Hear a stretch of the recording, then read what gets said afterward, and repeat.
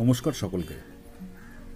আজ আমি এসেছি আহিরিটোলা সার্বজনীনের মণ্ডপ দেখতে। এসে যেটা দেখলাম যে এখনও মণ্ডপটি পুরোপুরি তৈরি হয়নি, যদিও সিংহভাগ তৈরি হয়ে গেছে, কারণ পুজোর আর কদিনই বা বাকি আছে।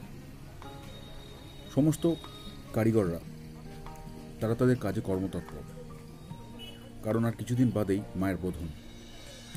তো আসুন আমরা একটু ঘুরে দেখে নিই ঠিক কীরকম তৈরি হচ্ছে আহিরিটোলার মণ্ডপটি।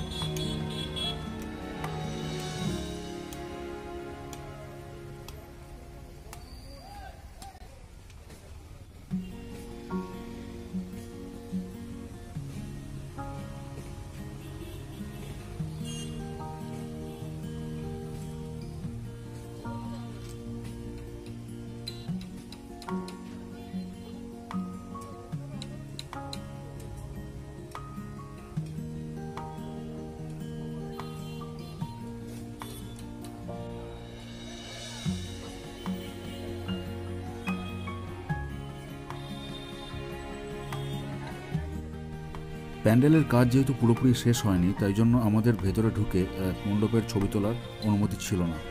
তাই আমি বাইরে থেকেই দেখানোর চেষ্টা করলাম কিভাবে তৈরি হচ্ছে 2020 সালের আহিরিটোলার এই মণ্ডপটি।